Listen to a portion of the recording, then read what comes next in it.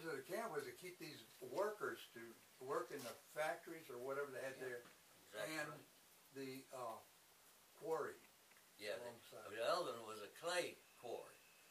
They made clay, whatever you make out of clay. Oh yeah, well you got a lot more information there than I did. I have to be right there at it, and there's nobody else but 15 of us in there. This was, well, it was liberated at 3:15 on the 11th. Were you with the 6th Armored Division? No, I was in there on my own. Oh. I didn't ask anybody could I get in there. We just went in there because of this courier that came by and said they're killing people, burning people up there. In the beginning you heard this. So that's why we were there to see, but we thought the Third Army was still there. We thought they had already come through, but we went through the entire city by ourselves, no people, no automobiles, no anything, and waiting in a minute for that truck to be blown off the highway. But Well, we opened the camp about the 10th of April, maybe the 11th. How would I didn't take notes. the 5th Artillery, Field Artillery, where would they fit? No, I was engineer with 4th Armored Division. Uncle that just died 2 weeks ago using the 5th Field Artillery, 3rd Army. 3rd Yeah, Army, maybe before what you got division? there? What division? What division? 3rd Army had a lot of people. He said he was one of the first ones to liberate Buchenwald, Yeah. but he never talked much about it. Well, he would be in either the 4th or the 6th Armored Division in the artillery.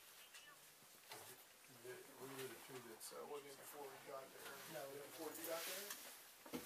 no, I got. So you said you didn't know if See, the 3rd Army was already there. The Third Army was not there. This Had you got segment, there yet? this segment of the 4th or 6th, the 6th Armored was one that was 6th Armored Division. was the one that had come in there the day before and circled and left. They hit it a glancing blow and went on down towards Czechoslovakia. But they left a skeleton force there, and I saw 4 of them. So, that's all I saw. But actually on the 11th is when it was liberated, and we were there on the 12th. You were there for 15 days? No, I left the day I got there. I mean, the next day I slept overnight there.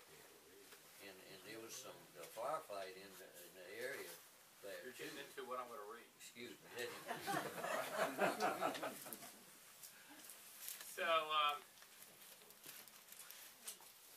So then it went into another barracks from, after seeing piles of bodies, he said they wanted, his guide took him to other barracks. He said the first one we visited had a half or dozen or so prisoners in bunks, not very many, and they weren't moving. I never knew if they were sleeping or dead, and I never asked. We then passed on to a number of other barracks rapidly because we wanted to see all we could in the limited time we had left. Each had a few prisoners, but none were moving. The guide warned us eventually not to proceed any further than barracks 45 or so, because the Germans had been conducting medical experiments there, injecting the prisoners with typhus, and an epidemic had broken out. It was still possible to catch the fever if you ventured there. We left and walked across the yard. Prisoners milled about, their faces displaying no expression, showing no interest in us whatsoever. Most were gaunt. A few looked relatively healthy. I'd seen movies where the prisoners showed great jubilation upon liberation, but there was none of that day.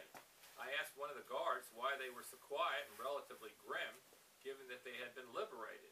He replied that the jubilation had occurred on the previous day when the liberation had actually occurred, and now they were confronted with their futures.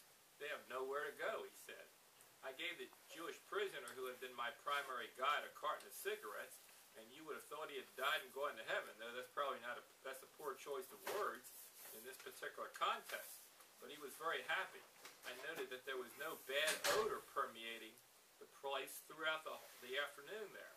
I read later that people reported Buchenwald had this horrible stench that hung over it when it was liberated, and later on when people visited the camp. Well, it may be so, but there was no stench the day we made our tour. I don't know if it was because the furnaces weren't burning or because the temperature that day hovered around 30 degrees and everything was frozen, or some combination of the two, but I distinctly remember there being no noxious odor. It was beginning to get dark, so we piled into the truck and drove into Weimar to find a place to sleep for the night. And then they found a group and they ate their sea rations. Asked where can we sleep? And they pointed to several abandoned buildings on the same block and said we should occupy one of them. So after we ate, we found a building to our liking and settled in around 6 o'clock in the evening. The room we were in had no furniture and we slept on the hard floor, but that didn't bother any of us because we were used to sleeping on hard floors. You just wrapped yourself in your overcoat, turned on your side, and went to sleep. Unfortunately, a firefight broke out in the street after midnight, and I didn't get much sleep after that. I was in the Air Force, and I was used to being bombed and strafed, but I was not used to being shot at with small armed weapons. It scared me to death, and I was particularly fearful of somebody lobbing a grenade into our room and blowing us all up. I ended up huddled against a wall in a far corner of that room, shivering with fear and wishing to hell I'd never come to this town. I was afraid the Germans would retake the place and capture all of us, and we would end up